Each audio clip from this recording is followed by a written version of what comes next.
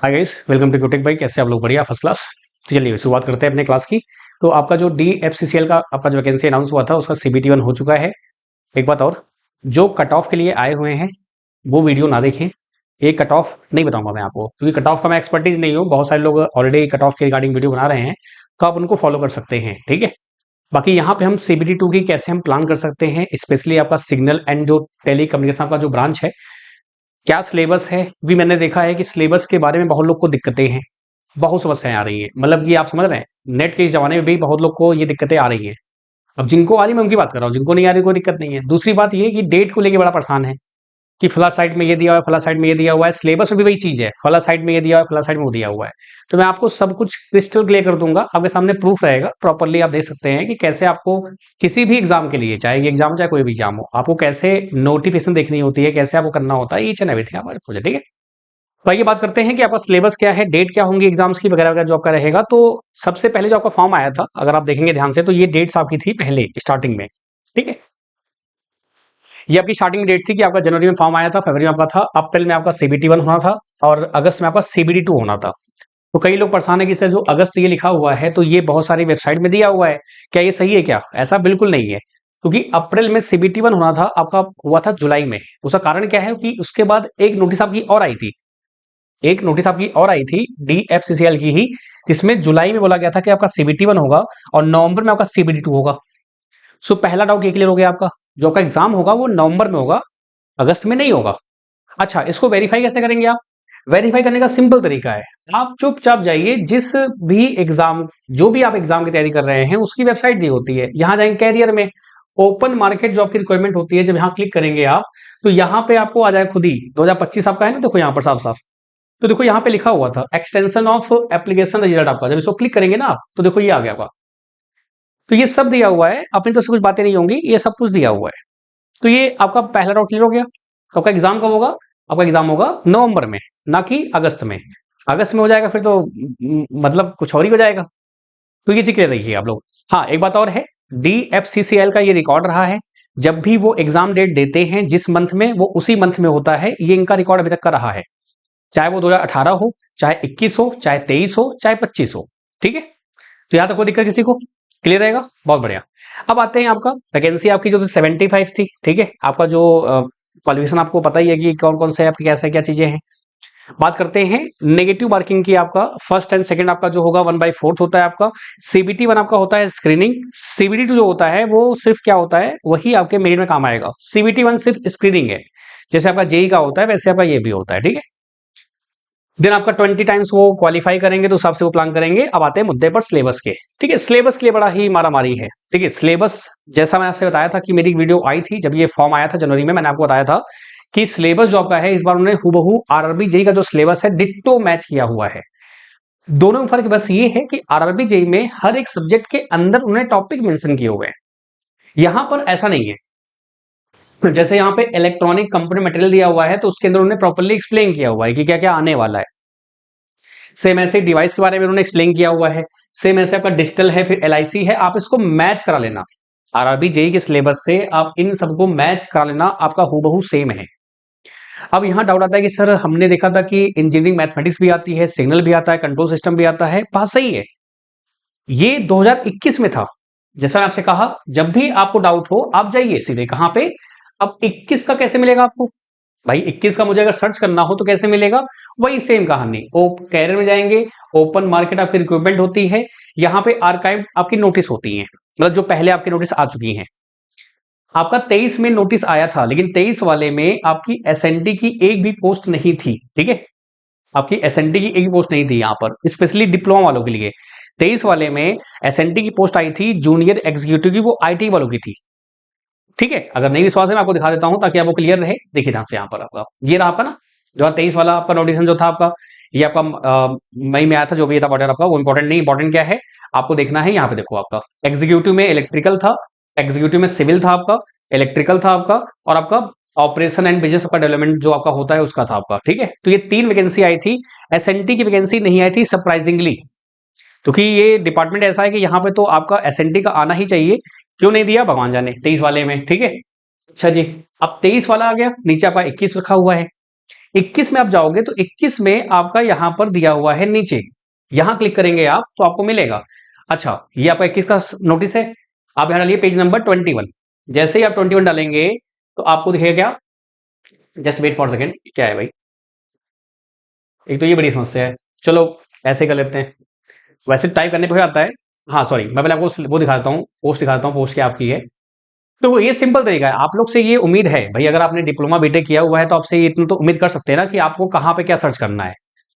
Third party websites होती हैं no doubt, उनका भी एक जो इन्फॉर्मेशन होता है वो एक्यूरेट होता है, लेकिन सबसे पहले आपको ऑफिशियल वेबसाइट पे आना है। क्योंकि अगर आप कभी चैलेंज भी करेंगे ना तो ऑफिशियल वेबसाइट के ही डेटा को पकड़ के आप चैलेंज करेंगे, तो इसलिए आप सभी से रिक्वेस्ट होता है कि भाई जब भी आप करें, बाकी मुझे पता है कि हर साल मुझे ये करना पड़ेगा, उसमें कोई दिक्कत नहीं है, लेकिन थोड़ा ध्यान रखिए इस चीज का। देखो सिविल का आपका आया था, फिर आपका बीडी का था, आपका मैकेनिकल था, आपका एग्जीक्यूटिव में अगर आप बात करूं आपका तो 73 आपका इसका था, एंड इलेक्ट्रिकल था आपका, और आपका देखो टेलीकम्युनिकेशन 87 पोस्ट आपकी आई थी 21 वाले में, 23 में नहीं आई थी आपकी।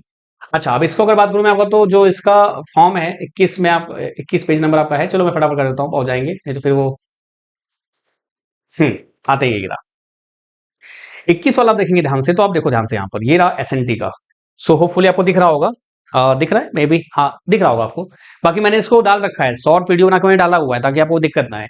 तो यहाँ पे engineering mathematics, network, signal system, electronic device, analogue digital control system, communication, electromagnetic, ये जो सिलेबस दिया हुआ है, ये गेट में जो आप सिलेबस पढ़ते हैं एकदम हुबहू वही कॉपी कर दिया उन्होंने।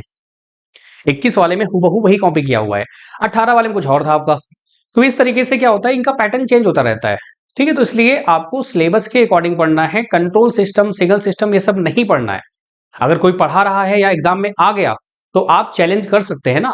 हाँ मानता हूं मैं, वहां पे एक्सेट्रा लिखा हुआ है, लेकिन इतना थोड़ी कि कुछ भी दे देंगे वो उठा के। ये आप चैलेंज कर सकते हैं, केस कर सकते हैं, जो भी करना चाहें आप। बाकी अगर आपकी मन की बात रहेगी तो मैं आपको पढ़ा भी दूंगा, उसकी आप टेंशन मत लो। लेकिन भाई ये फिर से वही बात है, पहले जो सिलेबस दिया है वही खत्म कर लो आप, बड़ी बात है, फिर तो वो एक्स्ट्रा हो ही जाएगा। सो सिलेबस की डाउट क्लियर हो गई। तो 21 वाले में सिलेबस अलग था, और 21 वाला ही क्या हो रहा है ना, देखो बता रहा हूं मैं आपको। 21 में ही पेपर हुआ था आपका, 23 में हुआ नहीं, अब 25 में हो रहा है। 21 वाला ही घूम फिर के आपके पास आएगा। आप वेबसाइट पे डालेंगे, कहीं भी डालेंगे, चैट जीपीटी डालेंगे, भी चैट जीपीटी क्या करता है, वो कुछ नहीं करता है, सिर्फ क्या करता है, जितनी भी वेबसाइट आपकी होती हैं उनको कंपाइल करके आपको दे देता है कि भाई ये इंफॉर्मेशन निकल के आ रही है। मींस मान लो अगर 100 वेबसाइट है, 100 में से अगर 99 वेबसाइट आपकी बता रही है कि ये डेटा सेम है, तो वही चैट जीपीटी आपको दे देता है उठा के। तो आप करिए, ये अच्छी बात है, टेक्नोलॉजी आप यूज कर रहे हैं, दैट्स अ गुड थिंग। लेकिन सबसे इंपॉर्टेंट चीज है कि जो मेन सोर्स है जहां से रिक्रूटमेंट आ रही है, कम से कम उसको देख लीजिए आप लोग ना, जिससे आपका सिलेक्शन होना है, जिससे आपको जॉब मिलनी है, जिससे आपकी लाइफ सिक्योर होनी है। अगर उसके लिए आप टाइम नहीं निकाल पा रहे हैं तो आप समझ सकते हैं कि आप किस लेवल की तैयारी कर रहे हैं। बात थोड़ी कड़वी है, लेकिन समझिए आप क्या लेवल आपका रहेगा फिर। तो इट्स बेटर कि दूसरों को ब्लेम करने से अच्छा है कि यूट्यूबर ऐसे कर देते हैं, ये कर देते हैं, वो कर देते हैं। आप खुद से एक बार देख लो, ठीक है। और कैसे देखना है मैंने आपको ये भी एक्सप्लेन कर दिया है।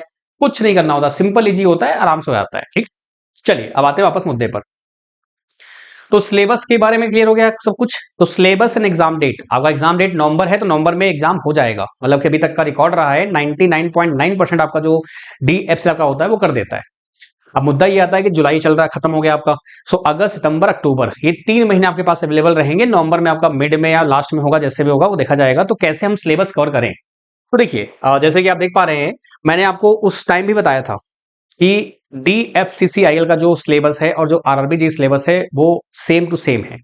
तो कंटेंट भी सेम रहेगा, चीजें भी सेम रहेंगी। तो आरआरबी जेई वाला ही जो आपका बैच था, मैंने ही आपको दिया था, कई लोगों ने ज्वाइन किया था, फुल्ली रिकॉर्डेड बैच था आपका। लेकिन मैं आपसे वादा किया था कि जैसे ही आपका स्टेज 1 हो जाएगा, स्टेज 2 में आपसे लाइव मुलाकात हम करेंगे। तो वो समय आ चुका है आपसे लाइव मुलाकात करने का। तो आइए बात करते हैं। पहले देखो, जो आपका डीएफसीसीएल का जो आपका बैच है वो आप कैसे लेना है, क्या लेना है, मैं आपको बता दूंगा। बाकी जो सेल्फ स्टडी करते हैं आप टेंशन मत लीजिए। अभी जो ग्रेड 1 है, एएलपी है और डीएफसीएल का है, तीनों को मैनेज करना थोड़ा मुश्किल हो जाता है। तो मैं यूट्यूब पर डीएफसीसीएल के जो प्रीवियस पेपर आपको बहुत ज्यादा हेल्प कर नहीं सकते, सिलेबस रिवाइज हुआ है। तो आरआरबी जेई के पेपर को आप अच्छे से एनालिसिस करिए और उसको पकड़ चलिए। वही मैं भी लेके चलूंगा, क्योंकि अभी हाल ही में एग्जाम हुआ है और अच्छे लेवल क्वेश्चन आए हुए हैं, तो उसको ही पकड़ेंगे अपन लोग। तो आरआरबी जेई के सिलेबस को और उसके पेपर को आप पकड़ चल सकते हैं। जिनके पास आरआरबी जेई का बैच है वो आप बिल्कुल उसको यूज कर सकते हैं, आराम से आप करिए, आराम से आपका कोर्स हो जाएगा डीएफसीएल का भी। ठीक है, वापस आते हैं। अब जैसे इलेक्ट्रॉनिक कंपोनेंट मटेरियल आपका जो है, मैंने इसमें 9 लेक्चर लिए हुए हैं, ठीक है। अब अच्छा, इसमें मैं थोड़ा सा मॉडिफाई करूंगा, जैसे कि अभी हमने देखा था कि रिले क्वेश्चन काफी पूछे गए थे, तो रिले में जो एडवांसमेंट होनी चाहिए वो हम आपको प्रोवाइड करेंगे, वो मिल जाएगा आपको। बाकी 9 लेक्चर आपके यहाँ पे अवेलेबल है, ठीक है। फिर आपका डिजिटल का 21 है, माइक्रो प्रोसेसर आपका 17 है। इनमें बहुत ज्यादा मॉडिफाई नहीं करना है। मॉडिफिकेशन जो आपका आएगा वो सिर्फ कंपोनेंट मटेरियल में ही थोड़ा बहुत आएगा, बाकी सब में नहीं आएगा। कम्युनिकेशन में थोड़ा सा मॉडिफिकेशन जरूरत है आपकी, बाकी किसी में भी आपका मॉडिफिकेशन की जरूरत नहीं है। सी लैंग्वेज हो जाए, बेसिक इलेक्ट्रिकल हो जाए, 8 सब्जेक्ट ऐसे थे जिसमें आपको कोई ज्यादा नीड नहीं है मॉडिफाई करने की, 2 में है जिसमें थोड़ा मॉडिफिकेशन की रिक्वायरमेंट है। अब जो आपका जो बैच स्टार्ट होगा, जैसे कि मैंने आपसे कहा था ना कि आपका बैच हम स्टार्ट करेंगे, आपसे लाइव मुलाकात होगी डेली, तो वो स्टार्ट होगा आपका 1 अगस्त से। उसका रीजन है, उसके 2 रीजन है। पहला रीजन ये है कि अभी आपकी आंसर की आई है, 22 तारीख को आपका आंसर की वो एंड होगा, कल आपका एंड हो जाएगा, 22 तारीख आपका है। देन उसके बाद आपका रिजल्ट आएगा, रिजल्ट में बहुत लोग का होगा या नहीं होगा, जैसा भी है। ऑब्वियस बात है कि 20 टाइम्स लेंगे तो 75 सीट्स हैं, तो 1500 बच्चे क्वालिफाई करेंगे। टोटल आपके जो फॉर्म आए हैं वो 26 या 20-25 भी आपके आए हैं। तो अच्छा, मैं देख भी लेता हूँ, यहाँ पे ये भी दिया हुआ है, यहाँ पे आपको ये भी गिवन है। जैसे यहाँ पे आप कहाँ गया, एडमिट कार्ड हो गया, नंबर, हाँ ये रहा। तो आपके जो फॉर्म रिसीव हुए थे वो रिसीव हुए थे कितने, 20,499 आपके रिसीव हुए थे। इसमें से 1500 ही आगे जाएंगे, बाकी लोग को हटा दिया जाएगा, सिंपल सी बात है, ठीक है। तो एक तो ये कारण है आपका कि भाई डेट आ जाएगी तब तक आप लोग भी फिर टेंशन फ्री होकर बैच ले सकते हैं। नहीं तो फिर क्या होगा ना, बैच लिया आपने, मान लो आप क्वालिफाई नहीं हो पाए, तो ऐसा नहीं है कि आपका बैच खराब हो जाएगा, ऐसा बिल्कुल नहीं है। मैंने ऐसा प्लान किया हुआ है ताकि आपका वो बैच आपके लिए फ्रूटफुल रहे। मान लो क्वालिफाई नहीं भी हुए, मैं तो भगवान से प्रार्थना करूंगा कि सभी लोग क्वालिफाई हों, लेकिन रजिस्ट्री कुछ और है। अगर नहीं होते हैं और आपने बैच ले लिया है तो उससे आपको नुकसान नहीं होगा, क्योंकि उससे आपका आरआरबी जेई, आपका डीएफसीएल आपका हो गया, आपका एएलपी हो गया, मतलब जितने भी एग्जाम आपके डिप्लोमा लेवल पे होते हैं वो सारे आप क्रैक कर सकते हैं उस एग्जाम से। हाँ, कंट्रोल सिग्नल नहीं पढ़ा उसमें रहेगा तो वो तो कुछ एग्जाम होते हैं जहां पूछते हैं, बाकी 99.9% आपका जो सिलेबस है वो हर एक डिप्लोमा लेवल पे एग्जाम में आपको मिल जाता है। ये तो ये आरआरबी जेई का सिलेबस बड़ा प्यारा दिया हुआ है। मैंने आपको पहले भी कहा था, अभी भी कह रहा हूँ, आगे भी कह रहा हूँ। इसरो में जैसे होता है, इसरो में थोड़ा सा पॉसिबिलिटी कम हो जाती है, वहां पे कंट्रोल और सिग्नल के थोड़े क्वेश्चन पूछे आते हैं, तो वो अलग बात है, ठीक है। तो इससे आपको नुकसान नहीं होगा। अब आते हैं मुद्दे पर कि आपको 1 अगस्त से पहले फिर करना क्या है। जैसे आपने बैच ले लिया तो करेंगे क्या आप लोग, तो देखो, जैसे ही आपने क्या बोला कि भाई आपका पेपर है नवंबर में, तो अगस्त सितंबर अक्टूबर में 3 महीने लेके चल रहा हूं, ठीक है। 3 मंथ्स में आपको, मैंने क्या बोला, आपके ऊपर है। अगर आपने सिलेबस खत्म कर लिया, आपको चीजें याद रहेंगी, एग्जाम में आपको अगर चीजें याद हैं तो आप डेफिनेटली क्रैक कर जाएंगे। तो ये आपके ऊपर है। क्या बैच लेने से सिलेक्शन हो जाएगा? ऐसा बिल्कुल नहीं है, कभी नहीं होगा जब तक आप नहीं पढ़ेंगे। आपके पढ़ने से होगा, बैच लेने से सिलेक्शन नहीं होता। तो जैसे कि आप देख पा रहे हैं कि 60 लेक्चर मैंने यहाँ पे लिए हुए हैं। अब 60 लेक्चर लिए हुए हैं तो कई लोग कहते हैं सर बहुत कम है, कई लोग कहते हैं बहुत ज्यादा है। अब 3 महीने हिसाब से तो बहुत ज्यादा हो गया ये, तो हम कैसे कवर करेंगे? तो अगर आपकी इच्छा हो तो आप पढ़ सकते हैं। बाकी इलेक्ट्रॉनिक डिवाइस एंड सर्किट आपका जो है, ये पार्ट आपका है, मैं आपको ये फिर से पढ़ाऊंगा एक फास्ट फॉरवर्ड वे में। अब फास्ट फॉरवर्ड होगा तो जाहिर सी बात है कि वहां पे अगर थोड़ी बहुत आपको नॉलेज होगी तो आप आराम से कैच कर पाएंगे और आपका स्पीड में खत्म करेंगे। तो जो 60 दिया हुआ है इसको मैं 20 से 25 लेक्चर में निपटाने की कोशिश करूंगा, जिसमें आपके इंपॉर्टेंट पॉइंट्स, क्वेश्चन सब कुछ आपके जो हो जाए वो हो जाए आपके, ठीक है। और ये आपका कम्युनिकेशन आपका, ये दो है काफी हैवी है आपके। इनको मैं ट्राई करूंगा कि अगस्त से स्टार्ट होगा तो अगस्त में ये 2 सब्जेक्ट आपके जो हैं इनको एक शॉर्ट फॉर्म में, क्रैश टाइप में नहीं होता, जैसे क्रैश टाइप में हमने लिया, आपकी थ्योरी हुई थोड़ी बहुत, फिर क्वेश्चंस हुए, तो इससे आपका ये प्रॉपर हो जाएगा। अच्छा, जो 1 अगस्त से आपका बैच स्टार्ट होगा ना, वो सबके लिए उसमें रहेगा। जो पहले ले चुके हैं बैच, आपको एक्स्ट्रा बैच कुछ पे नहीं करना है, आपके बैच में वो आ जाएगा बाय डिफॉल्ट एक फोल्डर बन के। वो एक्चुअली प्रैक्टिस बैच है, वो एक्चुअली प्रैक्टिस बैच है। लेकिन इन 2 सब्जेक्ट्स, यानी कि 3 सब्जेक्ट आपके हैं, ये 2 मिला के 1 हो गए और आपका एक ये हो गया। इन तीनों को मैं आपको थ्योरी प्लस एमसीक्यू बेस पे पढ़ाऊंगा। बाकी जितने बच्चे हुए हैं ये सभी कैसे होंगे, ओनली एमसीक्यू होंगे, नो थ्योरी एट ऑल, क्योंकि ये थ्योरी आप कवर कर सकते हैं। अगर मैं इन तीनों को छोड़ दूं, यानी 2 ये और 1 ये, इनको छोड़ दूं, तो ये पूरे जो आपके हैं 109 लेक्चर है, 109 में लेक्चर है वो घंटे करेंगे ना, तो वो ऑलमोस्ट 90 लेक्चर होंगे, 90 घंटे होंगे। तो अगर आप डेली 3 से 4 घंटे देखेंगे ना तो बहुत आराम से आप कर पाएंगे। मैं फिर से बता रहा हूं कि फास्ट फॉरवर्ड में लॉन्ग ईयर कोर्स करते हैं और 3 महीने कोर्स करते हैं, तो भाई ऑब्वियस बात है कि फर्क पड़ेगा ना। तो इसलिए ये है, तो इसको बार बार आपको रिवाइज भी करना है, प्रैक्टिस भी करना है। तो अब आपको पढ़ना कैसे है वो बताता हूं मैं आपको। 1 अगस्त से आपका जो क्लास स्टार्ट होगा, तो मैं स्टार्ट करूंगा इससे। और कम्युनिकेशन भी साथ रखूंगा मैं। तो कैसे रखेंगे उसका एक मैं प्रॉपर वीडियो बना दूंगा, आप उसकी टेंशन मत लो, ठीक है। तो ये तीनों भी आप छोड़ देना, आपके बैच में अवेलेबल रहेगा, उसको आप छोड़ देना।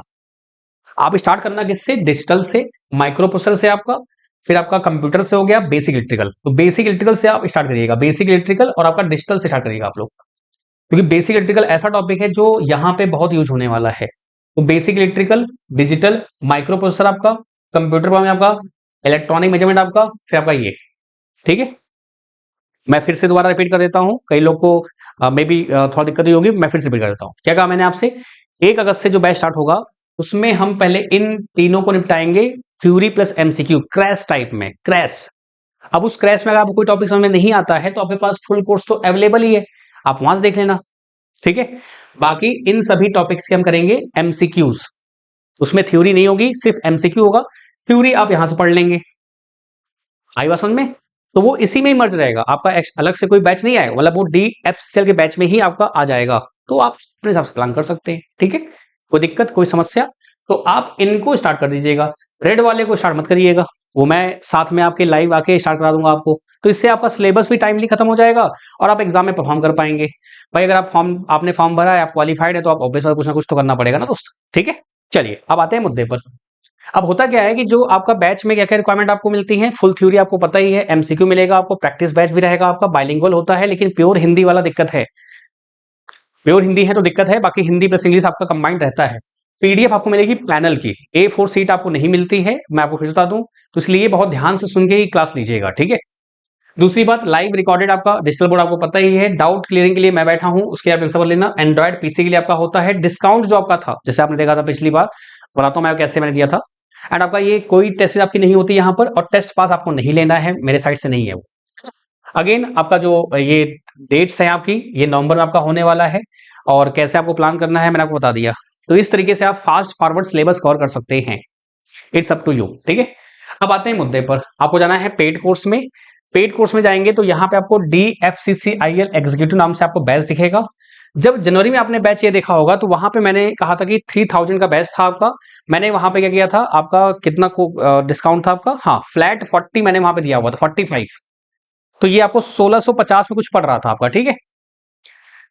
तो अभी मैंने कूपन पर सब बंद कर दिया, नो कूपन एट ऑल। आपका जो बैच है वो कितने का है, 1499 का है। अच्छा मजे की बात क्या है, इसको मैंने 1 ईयर वैलिडिटी कर दी है। जैसे आप जानते होंगे कि अगर बैच प्राइस कम होते हैं तो मैं वैलिडिटी कम करता हूं, लेकिन मैंने इस बार देखा कई लोग थोड़ा सा परेशान हो गए थे, तो इसलिए मैंने कहा भाई ऐसा करते हैं, बेटर ये रहेगा कि आपका 1 ईयर वैलिडिटी रहेगा आपका, ठीक है। अच्छा एक और चीज, जिन स्टूडेंट्स ने RBJ का बैच लिया था लास्ट मोमेंट में, 999 का जो था ना, तो वो 2 मंथ के लिए था, तो मैंने वो 3 मंथ 4 मंथ के लिए कर दिया था। वो स्टूडेंट्स अगर आप चाहते हैं कि हाँ ज्वाइन करना, तो आप मुझे बता देना, मैं अपनी तरफ से जो भी हो सकता है मैं हेल्प कर दूंगा। व्हाट्सअप नंबर आपके पास दिया हुआ है, आप मुझे मैसेज कर देना कि सर मैंने 999 का बैच लिया था, मुझे 2 मंथ या 3 मंथ की वैलिडिटी मिली थी उस टाइम पे, तो जो भी हो सकता है मेरे साइड से मैं आपको वो यहाँ पे एड ऑन करवा दूंगा, डोंट वरी, ठीक है। मैं चाहता नहीं किसी का लॉस हो भाई, क्योंकि भाई ऑब्वियस होता है ना, तकलीफ होती है फिर देखिए कि अरे यार ये था अभी तो इतने मिल रहा है।